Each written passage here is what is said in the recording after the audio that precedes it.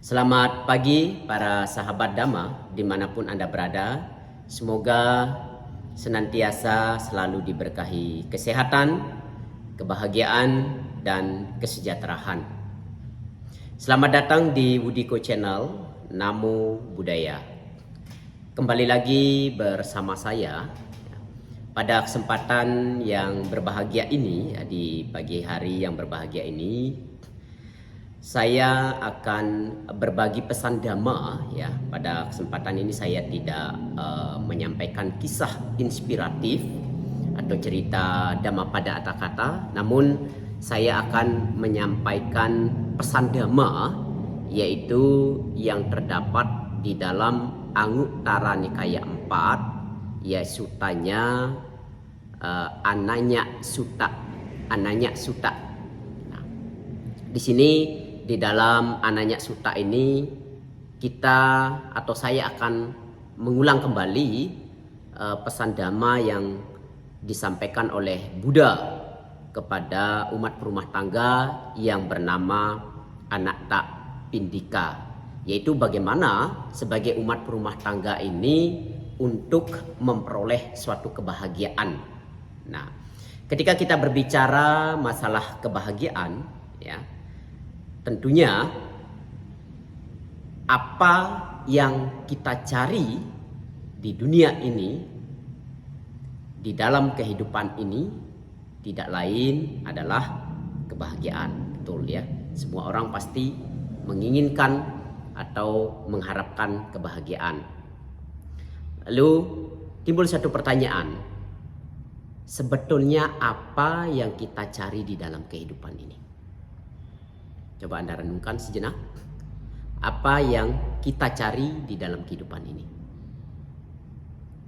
Sejak zaman Sang Buddha ya, atau bahkan sebelum Buddha Gotama lahir, hampir bahkan semua makhluk hanya menginginkan kebahagiaan. Hanya menginginkan kebahagiaan. Tidak hanya manusia yang mencari kebahagiaan, bahkan binatang sekalipun juga menginginkan kebahagiaan. Bahkan makhluk yang tidak nampak sekalipun, ya, entah itu kalau kita sering mendengarnya yang disebut dengan entah itu makhluk hantu, ya, mereka juga menginginkan kebahagiaan. Rata-rata semua makhluk mengharapkan kebahagiaan, menginginkan kebahagiaan. Betul ya, kita semua menginginkan kebahagiaan. Lalu menurut pandangan agama Buddha atau di dalam Buddhisme, apakah boleh kita mencari atau memperoleh atau mendapatkan kebahagiaan tersebut?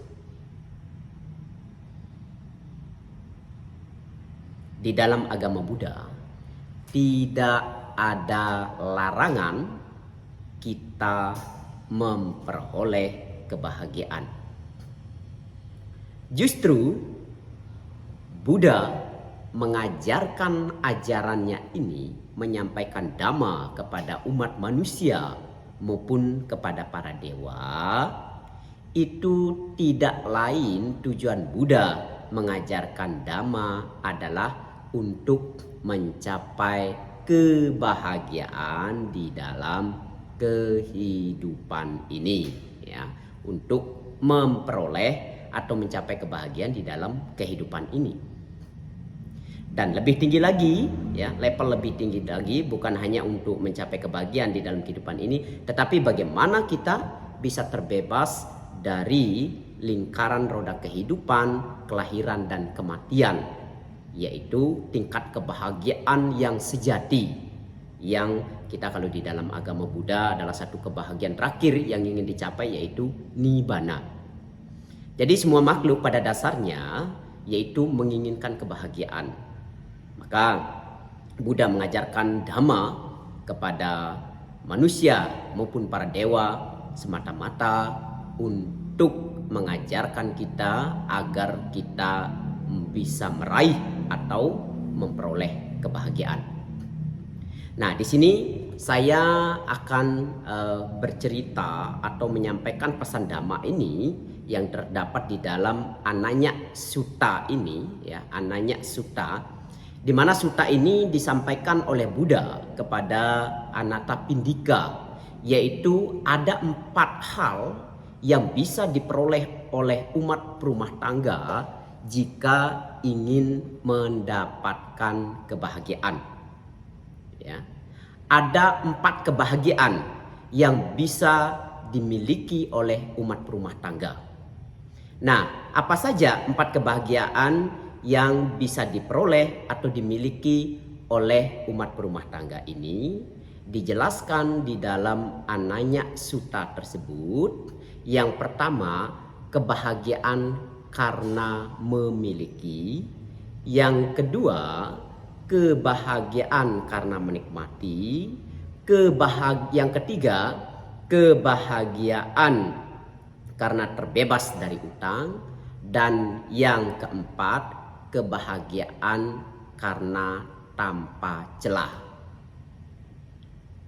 Nah, para sahabat Dhamma, lalu apa yang dimaksud dengan kebahagiaan karena memiliki? Itu kalau disebutkan di sana dalam bahasa Palinya disebut dengan ati suka. Ati suka, yaitu kebahagiaan karena memiliki. Memiliki apa? Harta kekayaan, memiliki materi. Nah, para sahabat Dhamma atau ibu bapak sekalian, kalau memiliki harta benda atau materi, ya, pasti Anda merasa bahagia.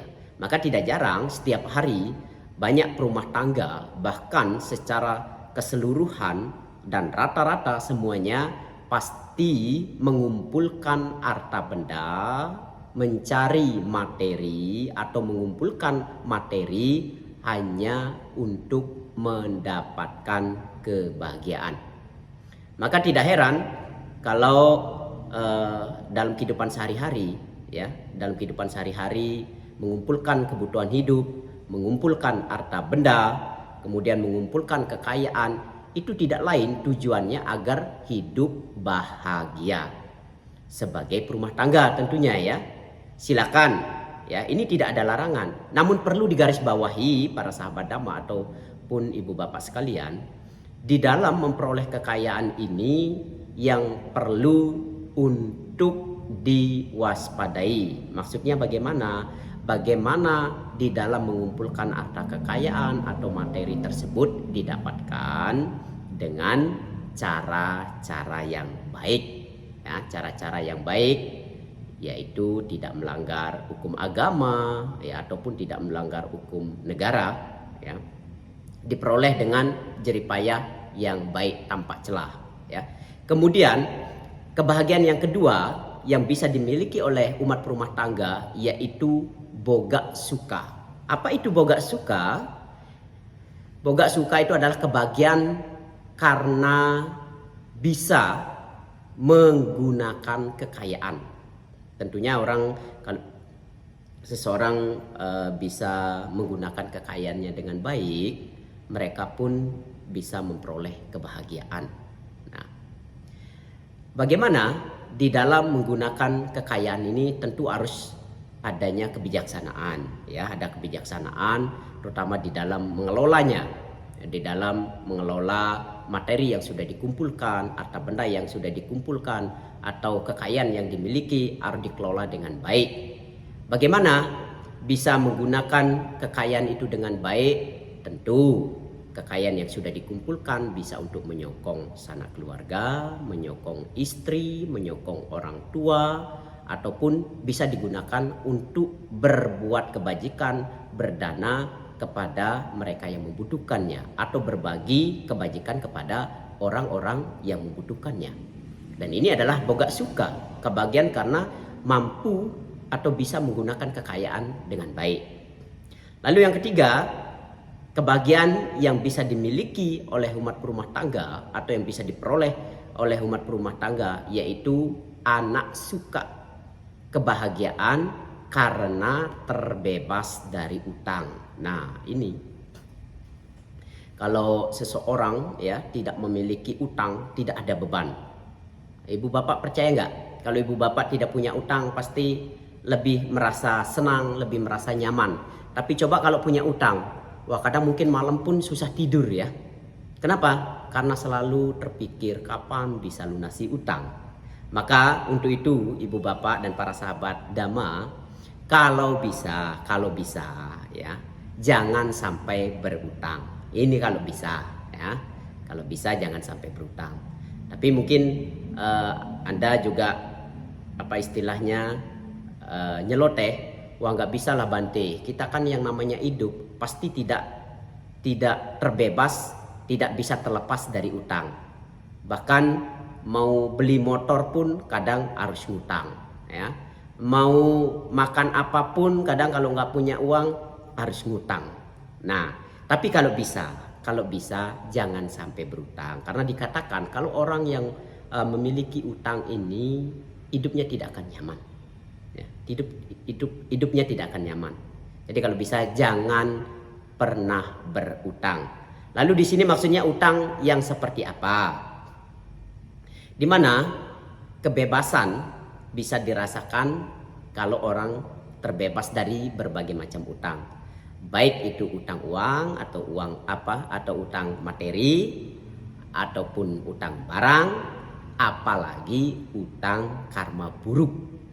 Karena kalau utang karma buruk ini dalam berapa kelahiran pun itu akan selalu mengikuti kita ya. Bahkan ketika kita mati pun utang karma buruk ini juga akan senantiasa mengikuti kita.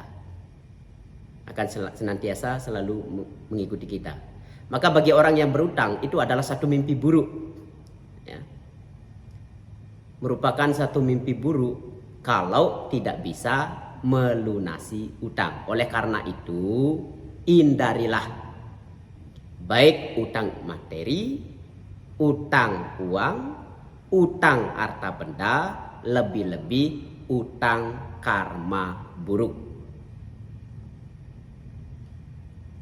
Karena kalau kita berutang karma buruk, kemanapun kita pergi akan selalu dikejar. Bahkan sampai kehidupan berikutnya, dimanapun kita dilahirkan akan selalu mengikuti.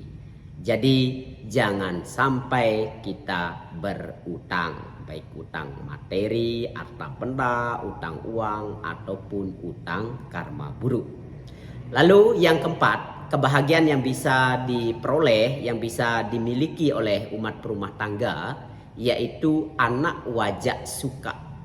Anak wajak suka itu adalah kebahagiaan karena telah berbuat sesuai Buddha Dharma, atau dikatakan tadi itu tanpa celah, yaitu dalam artian bahwa di mana dalam anak wajak suka kebahagiaan berbuat sesuai dhamma itu artinya kebahagiaan muncul karena perilaku baik, praktek sila, praktek moralitas ya. Sehingga dengan memiliki praktek sila atau moralitas ini, maka permusuhan pun akan terhindar atau akan terhindar dari permusuhan. Orang kalau memiliki perilaku baik ya, baik itu pikiran, ucapan dan tindakan, dia tidak akan memiliki musuh, akan terhindar dari musuh. Hidupnya pun akan lebih nyaman. Nah, Dhamma Sang Buddha itu yang diajarkan oleh Buddha Gotama itu tidak terlepas dari praktek moralitas ya.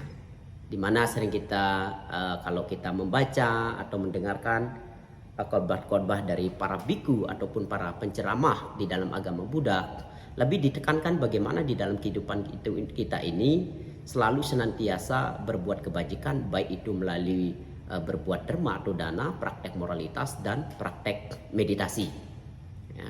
Karena apa yang diajarkan Buddha ini adalah satu praktek-praktek moralitas yang membawa pada kebahagiaan batin ya.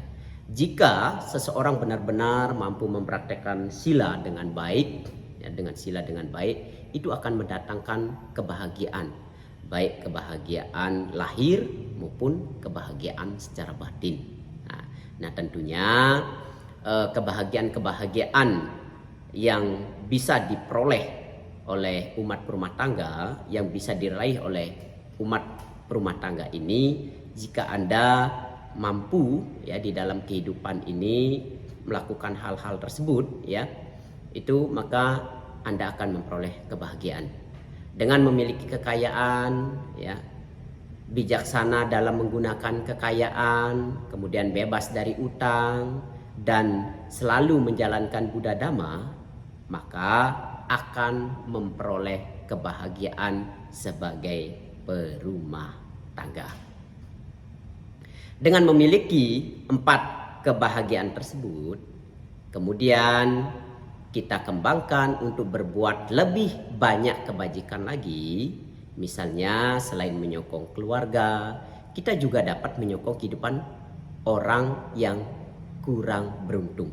Atau kita bisa juga dapat menyokong atau membantu mereka yang kekurangan, yang membutuhkan. Contohnya misal seperti orang yang kena bencana alam dan lain sebagainya. Kebajikan yang kita lakukan itu juga bisa menjadi sumber kebahagiaan kita, karena kita telah berbuat baik sebagai wujud dari pelaksanaan kemurahan hati, sebagai wujud dari pelaksanaan dana atau memberi. Nah, wujud kepedulian ini adalah sebagai wujud kepedulian terhadap diri sendiri ya, terhadap diri sendiri, keluarga, makhluk lain maupun lingkungan kita. Dengan peduli terhadap lingkungan kita, orang-orang di sekitar kita, ini akan membantu kehidupan kita akan menjadi lebih baik dan bisa lebih bahagia. Peduli terhadap diri sendiri berarti kita mengarahkan hidup kita ini secara benar ya, mengarahkan hidup kita secara benar. Salah satu wujud kepedulian terhadap diri sendiri adalah dengan kita atau Anda ya, bisa juga kalau tidak ada kesibukan, terutama misalnya di wihara-wihara dekat tempat tinggal Anda, ada satu kegiatan atau puja bakti, maka datanglah, karena itu juga sebagai wujud kepedulian ya terhadap diri sendiri. Para sahabat Dhamma ya, berbahagialah kita sebagai siswa Buddha ini ya, yang bisa mengenal Buddha Dhamma dan bisa mengarahkan kita berjalan di jalan benar dengan praktek Dhamma itu sendiri. Nah, semoga kita mampu menempatkan atau memanfaatkan Dharma atau ajaran Buddha ini untuk mengurangi penderitaan kita dengan praktek sungguh-sungguh, bisa untuk senantiasa menjaga kehidupan kita menjadi lebih baik dengan menjaga pikiran, ucapan dan perbuatan kita. Dengan memiliki 4 kebahagiaan dari rumah tangga tersebut, diharapkan semoga Anda ya, Anda semua mampu untuk memiliki 4 kebahagiaan sebagai umat berumah tangga tersebut. Apa saja? Kita ulang lagi 4 kebahagiaan yang mestinya atau harus dimiliki oleh umat berumah tangga. Yang pertama, ati suka ya. Yang kedua, boga suka. Yang ketiga, anana suka. Dan yang keempat, anak wajak suka. Ati suka itu kebahagiaan karena memiliki kekayaan. Boga suka itu kebahagiaan karena dapat menggunakan kekayaan dengan baik. Anana suka kebahagiaan karena terbebas dari utang atau tidak memiliki utang. Dan anak wajak suka kebahagiaan karena telah berbuat sesuai dengan Dhamma. Kebahagiaan karena tanpa celah. Nah, demikian yang dapat kami sampaikan. Semoga pesan Dhamma ini ya bisa menambah pengetahuan dan wawasan kita, sehingga para perumah tangga bisa memiliki 4 kebahagiaan di dalam kehidupan saat ini. Semoga semua makhluk hidup berbahagia. Sabe sata bawantu sukitata. Sadu, sadu, sadu. Namo Buddhaya.